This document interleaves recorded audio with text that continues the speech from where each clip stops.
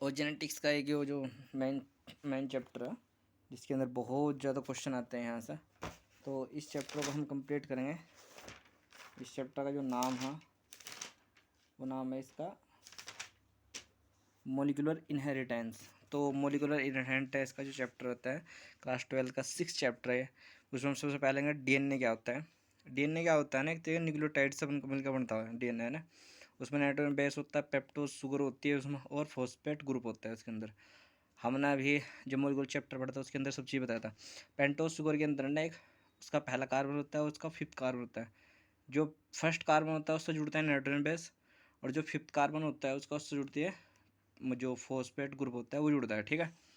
तो nitrogen base क्या होता है ना, उसके दो तरीके होते हैं, एक तो प्यूरिन होता है, एक पायरिमिडीन होता है। प्यूरिन में क्या होती है, डबल रिंग होती है इसमें, पायरिमिडीन में सिंगल रिंग होती है ना। प्यूरिन में एजी और इसमें पायरिमिडीन में CUT कट, एजी कट। इसमें क्या एडेनिन और ग्वानिन आते हैं, इसके अंदर क्या आता है साइटोसिन, यूरेसिल और थायमिन। जो थायमिन होता है ना वो 5th मिथाइल यूरेसिल भी बोल देते हैं इसको। ये केवल डीएनए के अंदर पाया जाता है ना, ठीक है। और यूरेसिल किसके अंदर पाया जाता है, RNA के अंदर। समझ में आ गया दिन बात। फिर उसके बाद क्या होता है ना, जो नाइट्रोजन बेस होता है ना, तो ये बताई दिया मैंने यहाँ पे, जो बात यहाँ पे लिख रखी है वहीं पे, ठीक। उसके बाद जो होता है ना, ये जो डीएनए होता है, डीएनए का जो स्ट्रक्चर होता है ना वो मतलब कि उसमें हमारे इसमें दो न्यूक्लियोटाइड लिंक्ड होते हैं उसके अंदर। क्या होते हैं, तो उसमें दो न्यूक्लियोटाइड स्ट्रक्चर होते हैं उसके अंदर, linked through the 3' to 5' disaster bond. उसके अंदर क्या होता है, डायस्टर बॉन्ड होते हैं, ठीक है। अब तो उसके अंदर क्या होते हैं, दो लिंक्ड डायस्टर होते हैं। जैसे कि ये दे रखे हैं यहाँ पे स्ट्रक्चर, ये डीएनए का स्ट्रक्चर है। ये क्या है, शुगर आया, एक फॉस्फेट ग्रुप हो रहा है, एक शुगर है, शुगर फॉस्फेट फिर शुगर, है ना। तो इसके बीच में एक तो बॉन्ड बनना ही है, एक बॉन्ड बन रहा है ये, ठीक है। तो ये दो बॉन्ड बन गए, इनको बोलते हैं हम क्या, फॉस्फेट बॉन्ड बोलते हैं इनको दोनों। तो दो बॉन्ड है तो क्या बनता है, फॉस्फेट डाइस्टर बॉन्ड बोल देते हैं इसको, ठीक है। कभी कभी क्वेश्चन इस पे आता है कितने फॉस्फेट डाइस्टर बॉन्ड होंगे, ठीक है। तो दो शुगर होगी तो दो ही फॉस्फेट बॉन्ड होंगे, है ना। जितनी शुगर उतने फॉस्फेट बॉन्ड होंगे, इतना ध्यान रखना। समझ गया आगे ना। एक ज़्यादा भी हो सकता है, क्योंकि देखो दो शुगर है तो इन दो शुगर के बीच में ना दो फॉस्फेट बॉन्ड होंगे, है ना। तो इसको बोलते हैं डाइस्टर फॉस्फेट बॉन्ड। फिर जो ये शुगर होगी, एक इधर फिर बन जाएगा एक बॉन्ड इधर, और एक बॉन्ड बन जाएगा फिर इधर, है ना। तो दो शुगर 4 बॉन्ड हो जाएंगे, है ना। तो यानी दो। समझ में आ गया थी बात। अब हम क्या करेंगे, इसमें जो स्ट्रक्चर ऑफ डीएनए क्या होता है, इसका जो फ्रेंडरिक मिक्सचर होता है ना, उसने सबसे पहले क्या कहा था, इसको इसको न्यूक्लियन नाम दिया था, है ना। डीएनए नेम क्या दिया इसको, न्यूक्लियन, ठीक। 1869 में दिया नाम, ठीक। फिर क्या हुआ, उसके वाटसन क्रिक आया 1953 में। उसने क्या करा, प्रपोज किया डबल हेलिक्स डीएनए मॉडल का, वो दिया उसने। फिर एक्सरे डिफ्रेंशिएशन डाटा, एक्सरे का डिफ्रेंशिएशन डाटा के आधार पर दिया, ठीक। फिर प्रोड्यूस, मतलब कि जो डीएनए देखो, मिक्सचर ने उसको न्यूक्लियन कहा, डीएनए वाटसन ने डबल स्टैंडर्ड मॉडल दिया, और एक्सरे के द्वारा जो डिफ्रेंशिएट किया था उसने वो था विल्किंस और क्या को फ्रैंकलिन। विल्किंस एंड फ्रैंकलिन ने क्या करा था, इसको एक्सरे डाटा के आधार पर मतलब कि बताया था कि हाँ डाटा इकट्ठा किया था उसका, ठीक है। अब मतलब कि इसका हम ये देख लेते हैं कि मतलब कि इसके डीएनए का स्ट्रक्चर कैसा होता है। देखो डीएनए में यहाँ पे बीच में होते हैं बेस पेयर, है ना। इसका जो एक टर्न होता है ना, ठीक। देखो यहाँ से क्या स्ट्रक्चर होता है डीएनए का, जो थे दो स्टैंड होते हैं ना। पहली बात तो कि दो पोली न्यूक्लियोटाइड चेन होती है इसमें, एक यारी दूसरी यारी, है ना। दो पोलीन्यूक्लियोटाइड चेन होती है। एक टर्न जो होता है ना 10 बेस पेयर का होता है, ठीक। और उस 10 पेयर की जो होती है ना, उसकी जो लेंथ होती है वो होती है 34 एंगस्ट्रम। देखो 34 एंगस्ट्रम बोल दो या 3.4 नैनोमीटर बोल दो, ठीक है ना। ऐसे ही इस एक बेस पेयर या एक बेस पेयर, इन दो बेस पेयर के बीच की जो दूरी होती है 3.4 होती है, या इसको 3.4 बोल दो 0.4 इतना नैनोमीटर। क्योंकि जब डीएनए की लेंथ निकालते हैं तब इसके न्यूमेरिकल करते हैं, तो तब पहचानते हैं, तब जरूरत पड़ती है इसकी, ठीक है। फिर इस ये एंटी पैरेलल होता है, और ए से क्या है, जो प्यूरिन है पायरिमिडीन से जुड़ते हैं ना। प्यूरिन किससे जुड़ेगा, पायरिमिडीन से जुड़ेगा, ठीक है। एक प्यूरिन का होता है, दूसरा किसका होगा, पायरिमिडीन का होगा, ठीक है। अब देखो ए डबल बॉन्ड के साथ जुड़ेगा और जी ट्रिपल बॉन्ड के साथ वहाँ पे जुड़ेगा, ठीक है ना। अब उसके बाद अब हम पढ़ लेते हैं चार ग्राफ नियम क्या होता है। देखो भाई, चार ग्राफ का जो नियम था ना, रूल था, वो उसने यही कहा था कि ए किसके बराबर होगा, जी के बराबर होगा, और जी नहीं, ए बराबर होगा टी के और जी बराबर होगा सी के, यह था बात है ना।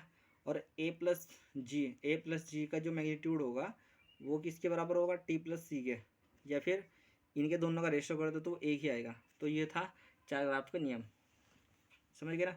अब न्यूमेरिकल आ सकता है क्वेश्चन पर, है ना। तो इसको न्यूमेरिकल निकालने के लिए हमें क्या क्या करना पड़ेगा, देखो यहाँ पे ना ये याद करना पड़ेगा। ये देखो एनसीईआरटी के अंदर लिख रखा है कि जो ये थीटा थीटा 174, इसको बैक्टीरियोफाज होता है, उसके अंदर कितने न्यूक्लियोटाइड होते हैं, 5386।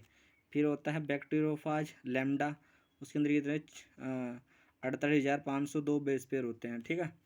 ई कोलाई के अंदर होते हैं 4.6 इंटू 10 की पावर 6 बेस पेयर होते हैं उसके अंदर, ठीक है। फिर हैप्लोइड कंटेंट, जो हैप्लोइड डीएनए होता है ना, उसका डीएनए होता है, उसके कितने होते हैं 3.3 10 की पावर 9 बेस पेयर होते हैं, ठीक है। ये किसके अंदर होता है, हैप्लोइड डीएनए।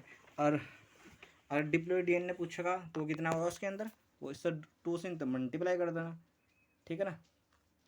अब डीएनए की लेंथ पूछता है वो, है ना, क्वेश्चन में आता है डीएनए की लेंथ क्या होगी।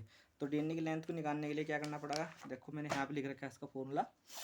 डीएनए की लेंथ बराबर, न्यूमेरिकल आता है इस पर क्वेश्चन यहाँ से, डीएनए की लेंथ बराबर क्या होता है, base pair, number of base pair, और गुना 2 बेस पेयर के बीच की दूरी कितनी होगी, ठीक है ना। तो क्वेश्चन ये है, ह्यूमन के बारे में बोल रहे हैं कि बेस पेयर कितने होते हैं ह्यूमन के। भाई बेस पेयर पूछ रहा ना, वो हैप्लोइड नहीं पूछ रहा, बेस पेयर। बेस पेयर का मतलब यहाँ कितना हो जाएगा, नहीं 2n की वैल्यू पूछ रहा हो। तो ये कितने होते हैं 6.6 10 की पावर 6, नहीं 9, सॉरी 9, ये इतने बेस पेयर होंगे, ठीक है। दूरी कितनी होती है डीएनए में, डीएनए की भाई बेस पेयर के बीच की दूरी कितनी होती है, 0.34 10 की पावर 9, ठीक है। वो इतनी दूरी होती है बीच में, समझ गए ना।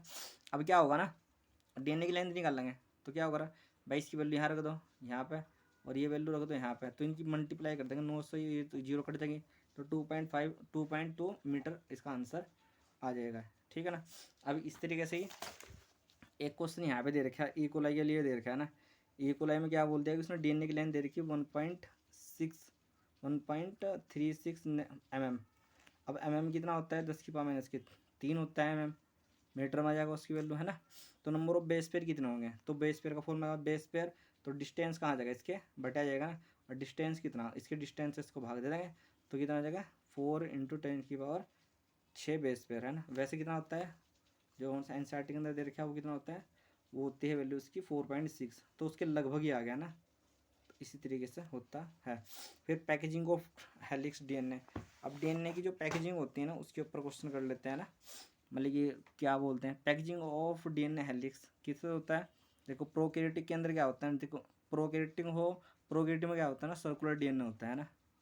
और जो यूकैरियोटिक होती है उसके अंदर होता है ये इस तरीके से होता है ना, ये सर्कुलर नहीं होता, स्केटेड रहेगा, है ना, बिखरा रहेगा, उसमें सर्कुलर होता है। तो डीएनए के ऊपर चार्ज होता है माइनस का नेगेटिव चार्ज होता है, प्रोटीन क्या होती है पॉजिटिव चार्ज होती है। उसका नाम यहाँ पे लिख दिया इन्होंने क्या, न्यूक्लियोइड, उसको क्या बोलते हैं, न्यूक्लियोइड बोलते हैं ना। जो प्रोकैरियोटिक के अंदर होता है वो क्या होती है, न्यूक्लियोइड प्रोटीन होती है, ठीक है। उसके बाद आते हैं यूकैरियोटिक के अंदर डीएनए तो नेगेटिव चार्ज ही रहेगा, प्रोटीन क्या होती है पॉजिटिव होती है, उस प्रोटीन का नाम होता है हिस्टोन। और हिस्टोन प्रोटीन जो होती है ना बेसिक होती है ना, उसमें आर्जिनिन होता है और लाइसिन होता है, ठीक। अब ये प्रोटीन के अंदर ना 8 हिस्टोन प्रोटीन होती है, इसको बोलते हैं ऑक्टामर बोल देते हैं इसको। इसमें से H1 H2 दो टाइप की होती है, H2A H2B H3 H4, देखो ये तो दो होगी ना, ठीक। और इसके बाद क्या होगा भाई, इंटू 2 करना है इनको, ये जो नीचे की ना, देखो 2 × 2 2 3 4 2 3 6, तो मतलब कि ये पूरी कितने होते हैं टोटल 8 ऑक्टामर होते हैं ना। ये एक सिंगल होती है और ये सब डबल डबल होती है, इस तरीके से होता है, ठीक है। अब उसके बाद इसका भाई इसका स्ट्रक्चर दिखा देते हैं एक बार। देखो इसका स्ट्रक्चर होता है इस तरीके से कुछ, ये H1 होती है, ये वाली H1 हिस्टोन प्रोटीन होती है, बीच में ऑक्टामर यहाँ बीच में होता है ना। तो ऑक्टामर जब बीच में आने, देखो ये होती है सिंगल यहाँ पे है ना, और बीच में क्या होता है ऑक्टामर होता है बीच के अंदर अंदर, ठीक है। तो ऑक्टामर का मतलब यही ना, जो नीचे होती है ना, इससे 2 से इंटू कर दें, ये भी दो होती है, ये भी दो होती है, ये भी दो होती है, और ये भी दो होती है, बीच में होती है पूरा ऑक्टामर। और ये H1 क्या रहता है, बाहर रहता है। ठीक है, ठीक। तो ये रहता है इस तरीके से। H1 तो ये रहा DNA होगा, ये DNA इसके क्या होगा, ऑक्टामर के DNA क्या करता है, इसके मतलब कि इसके चारों तरफ घुमा होता है ना। तो इसको बोल देते हैं हम न्यूक्लियोसोम। क्या बोलते हैं इसको हम, न्यूक्लियोसोम बोलते हैं। न्यूक्लियोसोम में क्या होता है, 220 बेस पेयर होते हैं इसके अंदर। कितने होते हैं, 200 बेस पेयर उसके अंदर होते हैं। अब क्वेश्चन आता है कि टोटल ह्यूमन के अंदर न्यूक्लियोसोम कितने होते हैं। तो न्यूक्लियोसोम इसके अंदर कितने होंगे, उसका जो DNA की जो लेंथ होती है ना, उसमें से क्या करना, 200 से उसको भाग दे दो। तो इसका आंसर आ जाएगा कितना, 3.3 गुणा 10⁻7। ठीक, इतने उसके अंदर क्या होंगे, न्यूक्लियोसोम होते हैं। फिर अगर इस न्यूक्लियोसोम की, जो न्यूक्लियोसोम था, इसकी अगर रिपीटेड यूनिट आ जा, ठीक, तो बनती है क्रोमेटीन। क्या बन जाता है उस टाइम, क्रोमेटीन बोलते हैं उसको, है ना।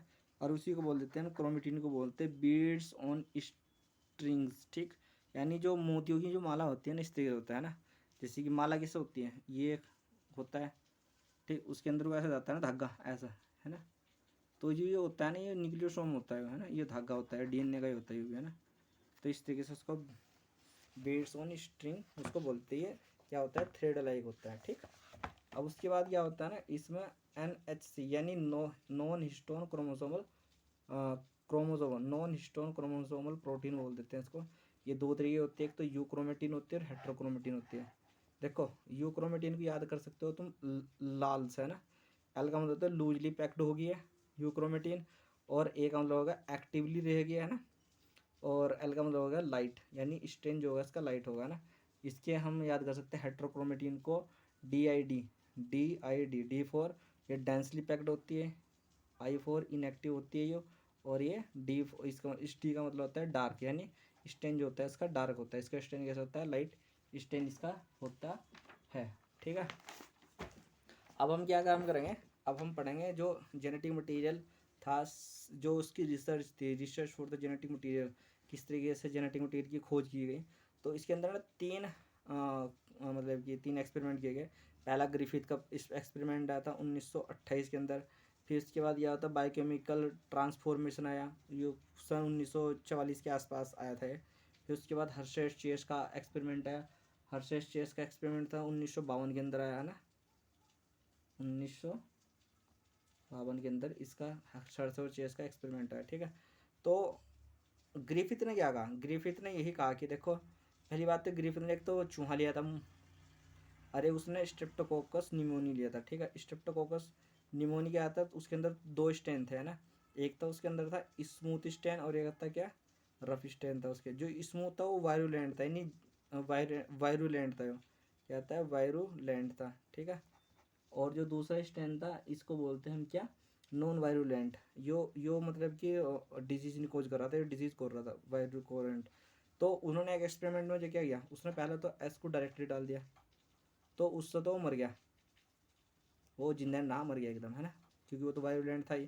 फिर उसने आर को डाल दिया, आर से वो जिंदा रहा, क्योंकि वो मतलब कि नॉन वायरुलेंट था। फिर उन्होंने एस वाले को ना उसे हीट किया, जब हीट करके उसके अंदर डाल दिया तो वो मतलब कि जिंदा रहा वो। तो कन्फ्यूजन हो गया, तो इन दोनों को, फिर इन दोनों को उन्होंने मिक्स करके डाल दिया, हीट किल्ड को और प्लस आर स्टेन को। तो क्या होगा, जो चूहा था वो मर गया। तो उससे क्या फ़ायदा हुआ, उससे ये प्रूफ हुआ कि जो आर स्टेन था ना, जो आर स्टेन था ये वाला, इस आर स्टेन ने क्या काम किया कि सिंथेसाइज कर दिया किस, स्मूथ पॉलीसेकेराइड्स कोट। यानी जो आर सिंथेसाइज था ना, इस आर ने क्या काम करा, इस एस को, इस आर ने इस एस का जो वो था ना स्मूथ पॉलीसेकेराइड था, उसके कोट को क्या कर दिया, उसको उसका सिंथेसिस कर दिया। उसके सिंथेसिस करने के बाद क्या हुआ कि वो वायरुलेंट बनकर उसने क्या कर दिया, चूहे को मार दिया। ठीक, अब उसके बाद यार दूसरा एक्सपेरिमेंट आया, उसको बोलते हैं बायोकेमिकल ट्रांसफॉर्मेशन। मैकार्टी हो गया, इससे मैकेलॉयड हो गया, और एवेरी हो गया, है ना। ये 3 साइंटिस्ट थे जिन्होंने इस ग्रिफिथ के एक्सपेरिमेंट को ना बायोकेमिकली एक्सपेरिमेंट किया ओनली, बस, है ना। जितना एक्सपेरिमेंट था ना इसका, इसी एक्सपेरिमेंट को इन्होंने बायो केमिकली किया, इस वाले एक्सपेरिमेंट को, है ना। उसने क्या काम किया, उसने एक जो सेल थी वह, है ना, उसमें क्या करा उसने, भाई उसने अंदर उसके अंदर RNA डाल दिया, फिर प्रोटीएज डाल दिया। जब RNA प्रोटीएज डाल दिया ना उसके अंदर, तो उसमें क्या हुआ भाई, इसने आरएनए खत्म कर दिया, प्रोटीन खत्म कर दिया। उससे क्या हुआ कि मतलब कि उसके जो ट्रांसफॉर्मेशन था ना, नॉट अफेक्ट ट्रांसफॉर्मेशन, उसके जो ट्रांसफॉर्मेशन था ना उस पर कोई इफेक्ट हुआ ही नहीं। तो वही अचंभित हो गया, तो उसने फिर डीएनए डाल दिया। तो जब उसने डीएनए डाल दिया तो जो ट्रांसफॉर्मेशन था ना वो इफेक्ट होने लगा। तो इससे क्या मतलब कि इससे ये साबित होता है कि जब हम डीएनएज को डालते हैं तो डीएनएज को डालेंगे तो क्या होगा, वो डीएनए जो होगा ना, जो उसका जो ट्रांसफॉर्मेशन होगा, जो इन्फॉर्मेशन होगी वो क्या करेगी, वो चेंज होएगी, है ना। तो उसको बोला ट्रांसफॉर्मेशन हो गया। फिर उसके बाद हर्शेस चेस का एक्सपेरिमेंट आया, उसको बोल देते हैं हम, इसको ब्लैडर, इस ब्लैडर एक्सपेरिमेंट ही बोल देते हैं। इसका जो एक्सपेरिमेंट होता है ना इसको हम डायरेक्टली बुक से बता देते हैं ना।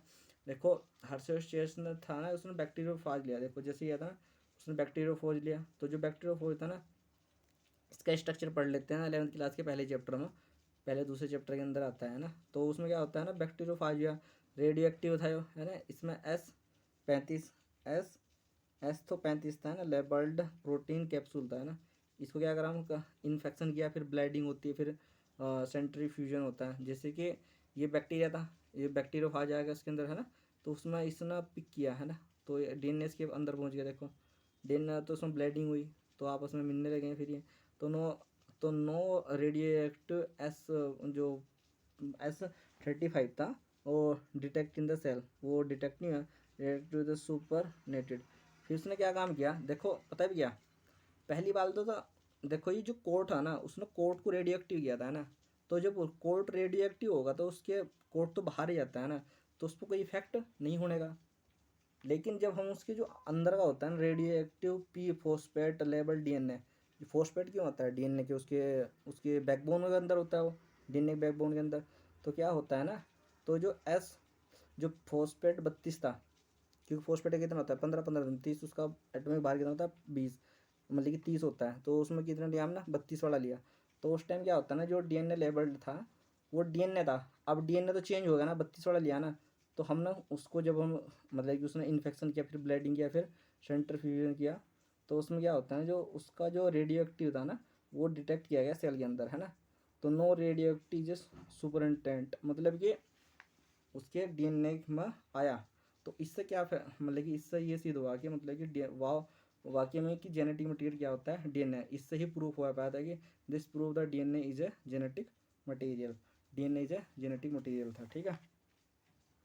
अब हम पढ़ लेते हैं उसके जो डीएनए होता है, जो जेनेटिक मटेरियल होता है, ठीक। तो जो जेनेटिक मटेरियल होता है उसके जेनेटिक मटेरियल के the property of the genetic material, DNA और आरएनए की जेनेटिक मटेरियल की प्रॉपर्टी क्या होती है।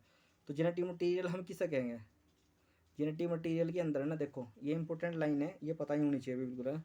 तो फर्स्ट प्रॉपर्टी होती है कि ability to the generate the replica, यानी रेप्लिकेशन होना चाहिए, रेप्लिकेशन होना चाहिए। फिर उसके केमिकल एंड स्ट्रक्चर स्टेबिलिटी होनी चाहिए, उसका केमिकल और स्ट्रक्चरली जो स्टेबिलिटी होनी चाहिए उसके अंदर। फिर provide the mutation that required for the evolution.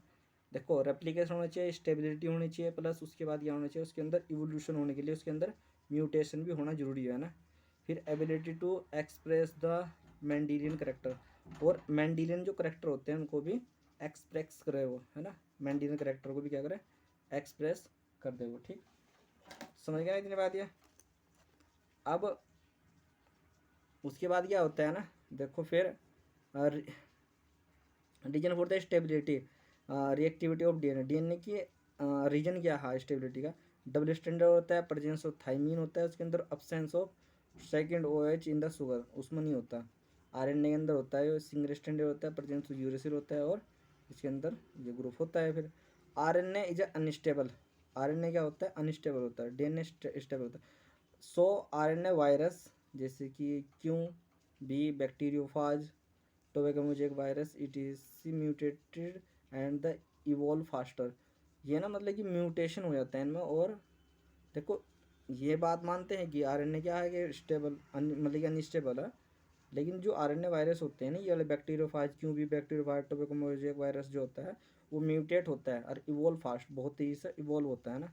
DNA strand is a complementary on heating with the separate the appropriate condition with the in the Griffith experiment the proper DNA is killed bacteria did not destroy इससे बस यही पता चलता है कि ये important थे भाई, ये 1 2 3 4 ये इंपॉर्टेंट है, ये चीज़ें याद होनी चाहिए। ठीक, उसके बाद आता है आरएनए वर्ड। आरएनए वर्ड में क्या आता है, आरएनए जब फर्स्ट जेनेटिक मटेरियल, अगर पूछता है कि आरएनए क्या होता है, फर्स्ट जेनेटिक मटेरियल होता है। फिर जेनेटिक मटेरियल जो कैटलिस्ट, ये जेनेटिक मटेरियल भी होता है और कैटलिस्ट की तरह भी काम करता है, एंजाइम भी होता है। इसेंशियल लाइफ, ये है ना कि essential life process, metabolism, translation, splicing, etc बोल RNA. DNA evolve from the RNA for stability. DNA evolve from RNA for stability. ठीक है, अब उसके बाद क्या होगा ना भाई, हम देखो हमने रिसर्च पढ़ ली इसकी। रिसर्च के बाद हम पढ़ते हैं इसका भाई हम सेंट्रल डोगमा। सेंट्रल डोगमा एक, सेंट्रल डोगमा ना एक बहुत इंपॉर्टेंट है। इसको ना सेंट्रल डोगमा को दिया था किसने, क्रिक ना। इसे किसने दिया था, क्रिक। जो क्रिक था, क्रिक ने इसको दिया था, है वाटसन और क्रिक उनमें से ये भी क्रिक्स ने दिया था इसको केवल, है ना, सेंट्रल डोगमा को। तो उसने ये क्या, उसने ये कहा था कि देखो देखो मैं इसको शॉर्ट लिख रखा थोड़ा।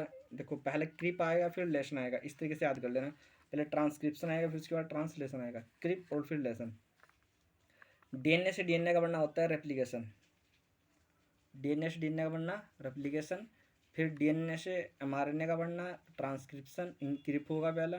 फिर उसके एमआरएनए से मतलब कि प्रोटीन का बनना लेसन, यानी ट्रांसलेशन होगा। ठीक है, तो सबसे पहले हम पढ़ लेते हैं कि देखो आर जो डीएनए ना रेप्लिकेशन होगा। डीएनए रेप्लिकेशन किसने बताया, मतलब कि वाटसन और क्रिक ने बताया सेमी कंजर्वेटिव मॉडल के आधार पर। लेकिन उसको एक्सपेरिमेंटली जो मतलब कि जो समझाया वो किसने समझाया, एक्सपेरिमेंटली उसको समझाया स्थल और मिसेल्सन। मिसेल्सन और स्थान ने इसके एक्सपेरिमेंट को समझाया। ठीक, एक्सपेरिमेंटली प्रूव किया उसको, है ना। तो वो जब एक्सपेरिमेंटली प्रूव हो रहा था ये, तो उस टाइम चल रहा था क्या भाई, देखो ये ना एक तरीके से अगर हम इसको समझें अच्छे से, तो इसमें क्या था कि उसने रेडियो एक्टिव एक वो ले लिया, है ना, जो रेडियो एक्टिव था मिसेल्सन। और ये थोड़ा सा हम इसके एनसीईआरटी से भी बात कर लेते हैं, क्या बोल रही है एनसीईआरटी।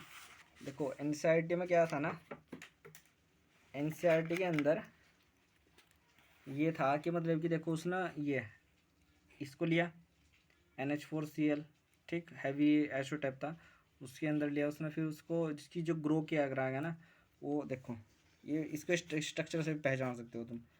जैसे कि ये N15 था, N15 जो था ना डीएनए, उसमें क्या करा होगा, उसको उसका जो कल्चर किया गया वो कल्चर हुआ उसका, उसमें जो N14 था, N14 वाले के साथ इसका कल्चर किया गया। ठीक है, तो जब उसके साथ कल्चर किया गया तो मतलब कि उसमें जो फर्स्ट मतलब हाइब्रिड आएगा, ठीक, उसमें क्या आएगा, हाइब्रिड आएगा। ठीक है ना,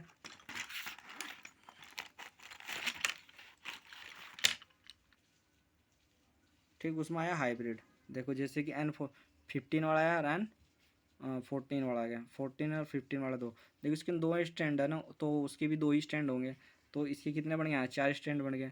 तो हाइब्रिड आएगा, ध्यान रखना, है ना।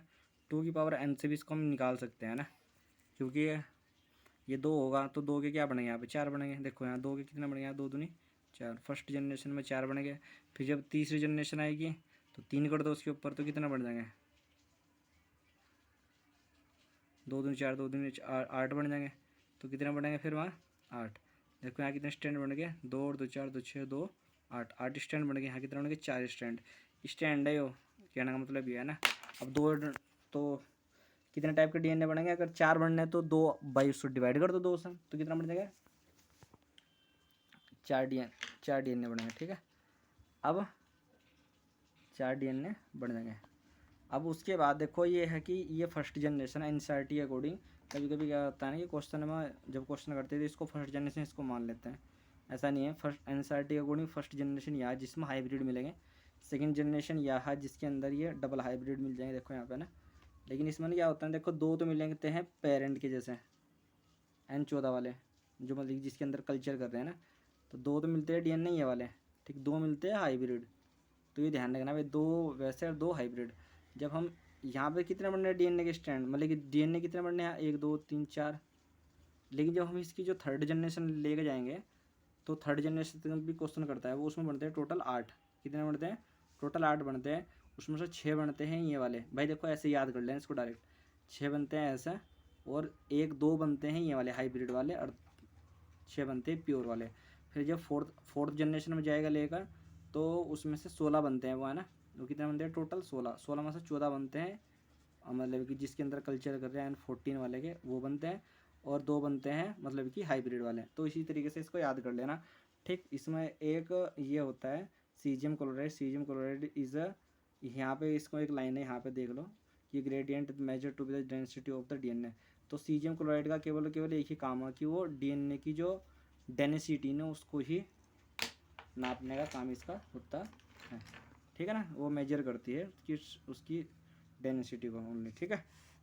अब इनका टाइमिंग होती है, देखो फर्स्ट जनरेशन जो मिलेगी वो 20 मिनट में मिलेगी, सेकेंड जनरेशन मिलेगी वो 40 मिनट में मिलेगी, थर्ड जनरेशन जो मिलेगी वो 60 मिनट में मिलेगी, और जो फोर्थ जनरेशन होगी वो 8।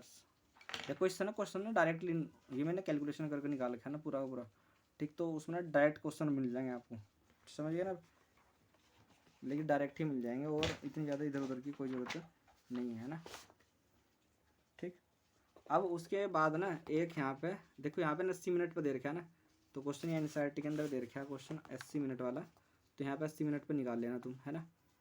फिर उसके बाद होता है ना ये वाला, एक साइंटिस्ट था, उस साइंटिस्ट का नाम क्या था? टाइलोर। और जो टाइलोर था ना, एक साइंटिस्ट का नाम था, देखो यहाँ पे लिख रखा है मेरा, टेलोर चैलेंजेस, टेलोर चैलेंज 1958 में इसने ये खोज की थी, मतलब कि सिमिलर एक्सपेरिमेंट था विसिया फेबा, इसका नाम क्या था? विसिया फेबा, कि इसके सिमिलर उसके जैसा एक्सपेरिमेंट था, इसको फेबा बीम भी बोल देते हैं इसको, ठीक। यहाँ पे लिखा है फेबा बीम। तो इसमें क्या था ना कि इसने एक्सपेरिमेंट प्रूव्ड डीएनए जो क्रोमोसोमल आल्सो जो रेप्लिकेट सेमी कंजर्वेटिवली। तो उसने बताया कि मतलब कि सेमी कंजर्वेटिवली मतलब कि एक्सपेरिमेंट किया गया। देखो ना कुछ डीएनए के अंदर ना कुछ पॉइंट है यहाँ पे, भाई क्वेश्चन ये आ गया कि मतलब कि टेलर और कोलेजेंस का मतलब कि एक्सपेरिमेंट किया था, तो इसने विसिया एंड फीबा जैसा एक्सपेरिमेंट था इसका, इस तरीके से उसने बताया था, ठीक है। ये क्वेश्चन इसी तरीके से आएगा। अब जो डीएनए होता है ना, देखो डीएनए के अंदर ना एक पॉइंट होता है जहाँ से वो रेप्लिकेशन स्टार्ट करने वाला, तो उसको बोलते हैं ओरी। ये क्वेश्चन आता है कि कहाँ से स्टार्ट होता है, ये क्वेश्चन बहुत इंपॉर्टेंट क्वेश्चन है ऐसा। जिस पॉइंट से रेप्लिकेशन स्टार्ट होगा ना, डीएनए बनना स्टार्ट होगा जहाँ से, उसको बोल देते हैं हम क्या? ओरी, ठीक। ओरिजिन होता है ना। अब अगर बाई चांस डीएनए बहुत ज़्यादा सुपर कोइल हो रहा, सुपर कोइल का मतलब ये है कि जब हम एक रस्सी होती है ना, उसकी दो में होती है ना, एक रस्सी दो रस्सी से मिलकर बनती है ना एक रस्सी का, मतलब कि जब बनाते हैं उसको, तो जब उसको हम खींचते हैं ना, उसको जब खोलते हैं ना, उसको मान लिया मैंने खोलना शुरू किया, तो वो क्या अंदर ना उसके ऐंठन बहुत ज़्यादा हो रही है, उसको बोलते हैं सुपर कोइलिंग। अगर सुपर कोइलिंग को हमें ख़त्म करना है ना, तो उसको यूज करते हैं एंजाइम्स का, टोपो आइसोमरेज एंजाइम। कि कौन सा एंजाइम हो? टोपो आइसोमरेज एंजाइम, सुपर कोइलिंग को ख़त्म करने के लिए। उसके बाद हेलिकेज एंजाइम आता है। हेलिकेज एंजाइम क्या काम करता है ना, जो हाइड्रोजन बॉन्ड थे उन नाइट्रोजन बेस के बीच में, जो हाइड्रोजन बॉन्ड थे उन हाइड्रोजन बॉन्ड को क्या करना? तोड़ना, वो हेलिकेज एंजाइम के द्वारा होता है, ठीक। अब जब हाइड्रोजन बॉन्ड टूटेंगे ना वह, तो क्या काम होगा ना उसमें ना रेप्लिकेशन फॉर्क बनेगा। देखो रेप्लिकेशन फॉर्क ना, जब डीएनए कटता है ना, तो वहाँ 2 रेप्लिकेशन फॉर्क बनते हैं, एक इधर एक इधर, समझ गया ना। एक रेप्लिकेशन फोर्क इधर बनेगा, एक रेप्लिकेशन फोर्क बनेगा इधर। तो ये जो रेप्लिकेशन फोर्क होता है ना, ये वाई के जैसा होता है ना, तो इस वाई के जैसे रेप्लिकेशन फोर्क के अंदर ना 3 to 5 होता है, 3 to 5 है ना, इस तरीके से होता है ना। तो जो हम स्टैंड जो स्टार्टिंग रहता है ना, ये वाला, इसको बोल देते हैं हम क्या? 5 से वो 3 की तरफ जा रहा, 5 से 3 की तरफ जा रहा, तो लीडिंग स्टैंड होता है वो। ये कौन सा स्टैंड होता है इसका? Leading stand. और जो वो ये ऊपर से नीचे की तरफ आता है ना, ऊपर से नीचे 5 से 3 ही जाएगा ये भी, लेकिन उपर से भी नीचे आएगा, तो इसके बीच में ना कुछ स्पेस बचता है ना। तो यहाँ ये जो स्टैंड है, तो स्टैंड ये है, इसको बोलते हैं लैगिंग स्टैंड। लैगिंग मतलब कि लैगिंग वो है, और ये डिसकंटिन्यूस हो रहा है ना, ये काम किस तरह डिसकंटिन्यूस, ठीक है। तो डिसकंटिन्यूस हो रहा है ना, ये डिसकंटिन्यूस होता है, कंटिन्यूस होता है ये वाला काम, ठीक है। इधर अब इनके बीच में ना ओकाजाकी फ्रेगमेंट लगते हैं, क्या लगते हैं? ओकाजाकी फ्रेगमेंट इनके अंदर जाके चिपकते हैं ना। डीएनए किसके द्वारा चिपक कर जा गए? डीएनए लाइगेज के, लाइगेज एक डीएनए लाइगेज होता है जो फेमिकोल होता है, डीएनए को चिपकाने वाला एंजाइम है ना, ये डीएनए लाइगेज के द्वारा क्या हुआ है यहाँ पे होंगे। ठीक, अभी इनके ना ऐसा क्वेश्चन आता है कि मतलब कि डीएनए को इस माना मतलब कि इसको सबस्ट्रेट करने के लिए जो एनर्जी की जरूरत होती रिक्वायरमेंट होती है ना, वो होती है इसमें डीऑक्सी राइबो न्यूक्लियोसाइड ट्राइफॉस्फेट, जैसे कि DATP DAGTP, इस तरीके से एनर्जी की जरूरत यहाँ पे पड़ती है। ठीक, अब ये सारा काम किस तरीके से होता है भाई, ये डीएनए जब ये जुड़ रहा होगा मतलब ये डीएनए पॉलीमरेज, डीएनए का जब डीएनए बढ़ना होगा तो डीएनए पॉलीमरेज की प्रेजेंस में ही तो बढ़ना होगा ना, तो डीएनए पॉलीमरेज की प्रेजेंस में बनता है। ठीक है, ये इंपॉर्टेंट लाइन है भाई यहाँ पे, है ना। अब इसके अंदर तो मैं इसमें दिखा देता हूँ मैं बुक के अंदर कैसा, देखो इस तरीके से होता है, तुमने देखा होगा इसको, है ना। ये टेम्पलेट डीएनए होता है, पेरेंटल स्टैंड, यहाँ पे कंटिन्यूस चल रहा है पूरा, इधर यहाँ डिसकंटिन्यूस हो रहा है। ठीक है ना, इसको लीडिंग स्टैंड बोलते हैं, इसको क्या बोलते हैं, इसको बोलते हैं लैगिंग स्टैंड बोल देते हैं इसको। ठीक है, तो ये इम्पोर्टेंट होता है यहाँ पे बहुत ही ज़्यादा। ठीक, अब इसमें एक लाइन लिख रखी है यहाँ पे, ई कोलाई के अंदर ना ये 80 मिनट में पूरा होता है ना, यहाँ पे ना ई कोलाई में क्या होता है 80 मिनट के अंदर कंप्लीट हो जाता है। ठीक, अब ये इम्पोर्टेंट होती है बात, है ना भाई। अब इसमें ना देखो कुछ पॉइंट है यहाँ पे मैं बताना चाह रहा हूँ, यहाँ पे ये लिख रखे अलग से हमने। तो जो रेप्लिकेशन होता है ना, रेप्लिकेशन होता है S phase of cell cycle के अंदर, यूनिट होती है उसकी रेप्लिकॉन उसकी क्या होती है, यूनिट होती है। और ये रेप्लिकेशन होता है क्या, एस फेज के अंदर होता है डीएनए की। अगर तुमने मतलब कि जब ये होती है ना सेल साइकिल पढ़ते हैं उसके अंदर दिखता है, पता चलता है। प्रोकैरियोटिक में अलग होता है, यूकैरियोटिक के अंदर होता है। प्रोकैरियोटिक में होता है साइटोप्लाज्म के अंदर, यूकैरियोटिक के अंदर होता है न्यूक्लियस के अंदर होता है। ठीक है, तो प्रोकैरियोटिक में होता है बाई डायरेक्शनल होता है, इसमें बाई डायरेक्शनल ही होगा। इसमें सेमी कंजर्वेटिव मॉडल के थ्रू चलता है, इसमें सेमी कंजर्वेटिव में चलता है। फिर इसमें कंटिन्यूस होता है, इसमें सेमी डिसकंटिन्यूस होता है ना। फिर इसमें होता है मोनो रेप्लिकोनिक होता है ना। इसमें मल्टीपल यानी पोली रेप्लिकेनिक होता है। ठीक है, इसमें देखो प्रोकैरियोटिक में क्या होता है ना, जो इक्वल है तो प्रोकैरियोटिक तो बैक्टीरिया, तो इसमें होता है 2000 बेस पेयर पर सेकंड बढ़ते हैं इसमें ना।